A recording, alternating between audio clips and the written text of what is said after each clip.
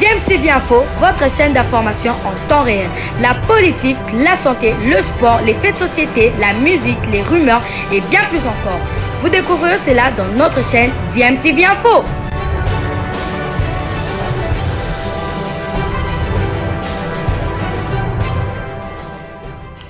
Vous êtes sur DMTV, bonjour ou bonsoir, tout dépend de l'heure à laquelle vous nous suivez. Tout plaisir est pour nous de vous retrouver, mais surtout de savoir que vous êtes nombreux en train de suivre votre chaîne YouTube DMTV. DMTV qui vous propose l'actualité, vous propose également des analyses et des réflexions sur des sujets d'actualité, sur des faits sociaux, ou tout simplement sur des réalités que nous observons ici chez nous en République démocratique du Congo.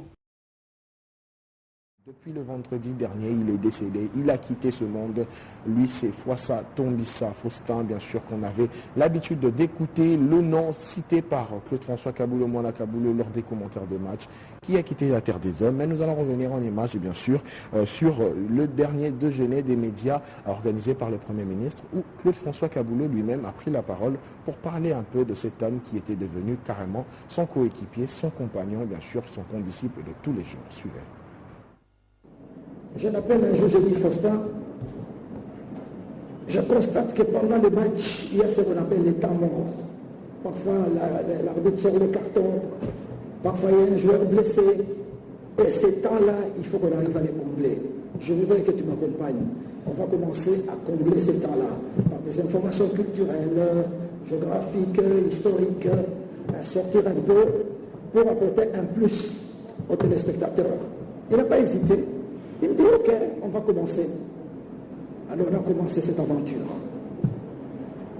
Maintenant, pendant les directs, moi-même étant ancien joueur, pour ceux qui ne savent pas,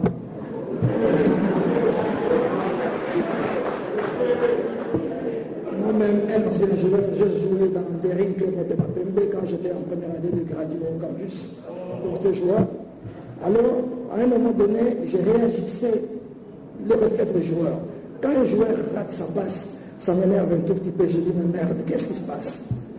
Et c'est comme ça, par réflexe, j'ai commencé à utiliser les noms Fwassa. Alors quand le joueur rate, je dis, mais non Fwassa, qu'est-ce qui se passe? Alors, c'est rentré tellement dans mes habitudes, et Fwassa répondait spontanément. Je croisais beaucoup d'intellectuels également, qui me demandaient, M. Kaboulou, on a fouillé tous les dictionnaires. On ne retrouve pas cette expression. Je dis, ce n'est pas une expression française. En fait, c'est un nom de mon consultant.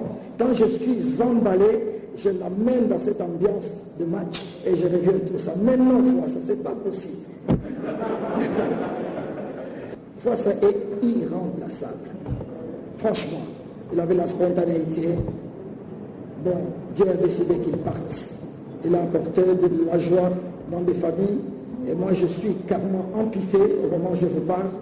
Je ne sais pas, les matchs du 26 au stade de Martyrs contre le Maroc, je ne sais pas comment ça va se passer. Franchement, je mets entre les mains de Dieu qui va certainement me guider. Je remercie donc Fwassa en votre nom pour tout ce qu'il a apporté comme minute supplémentaire. Il a rendu agréable nos retransmissions en direct et nous perdons un pilier de la presse. Parce qu'il était professeur, il formait les jeunes également. Donc c'est avec beaucoup de peine que Fwassa nous quitte.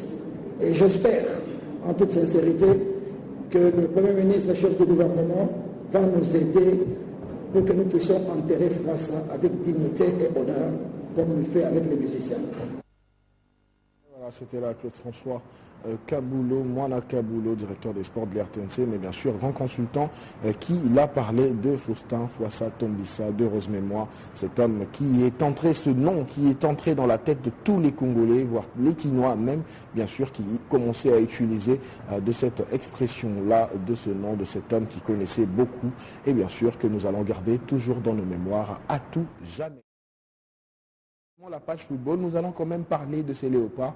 Nous savons très bien que le 26 mars prochain aura lieu le match aller qui opposera la RDC au Maroc pour le compte des éliminatoires, des barrages bien sûr, des éliminatoires du mondial Qatar 2022. Et pour ce fait, une bonne nouvelle à retenir. Enfin, on aura des supporters dans le stade puisque la CAF a décidé bien sûr d'obtenir cette mesure de grâce bien sûr à la RDC, mais 30% seulement du stade bien sûr sera utilisé par les supporters, soit 25 000 personnes seulement auront accès au stade ce jour-là sur les 80 000 places assises que compte le stade des Martyrs de la Pentecôte. Une bonne nouvelle pour les léopards puisqu'ils peuvent compter sur l'apport du 12e homme, les supporters bien sûr, pour les accompagner. Mais en quelques nouvelles pour ces léopards, on a vu le mercato se terminer et du côté des léopards, il y a eu des mouvements, énormément de mouvements, dont l'un qui en a fait parler, Jackson Mouleka, quelques années seulement après son départ du tout-puissant Mazembe pour la Belgique au Standard de Liège. Il s'est fait prêter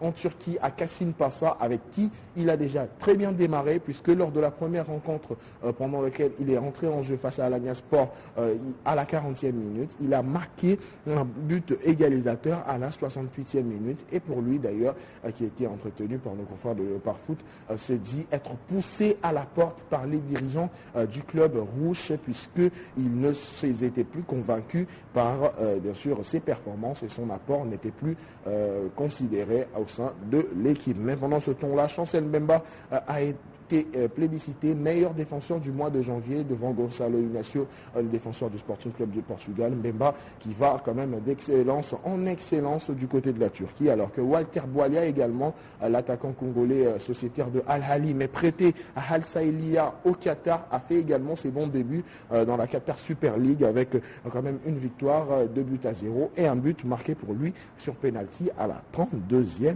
minute.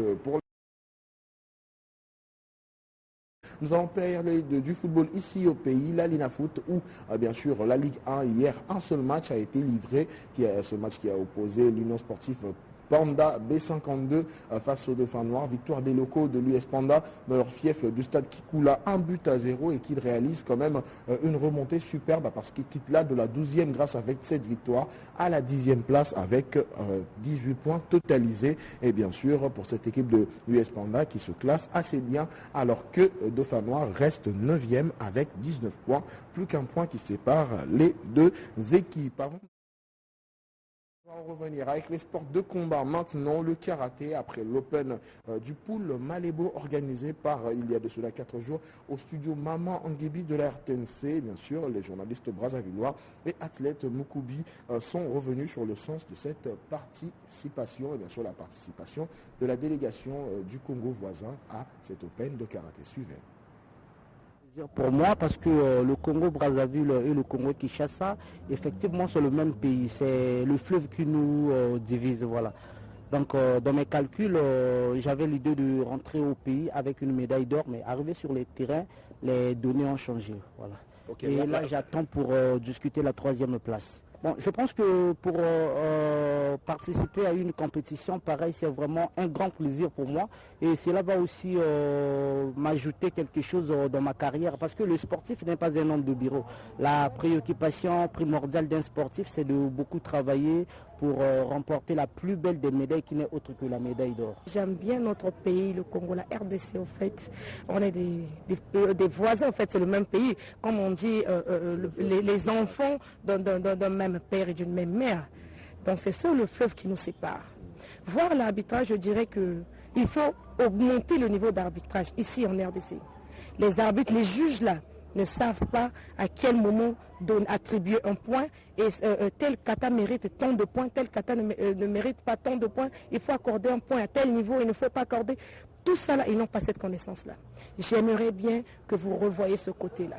J'aimerais bien que le président de la FECOCA, de la Fédération de karaté de la RDC, fasse souvent des stages sur les arbitrages.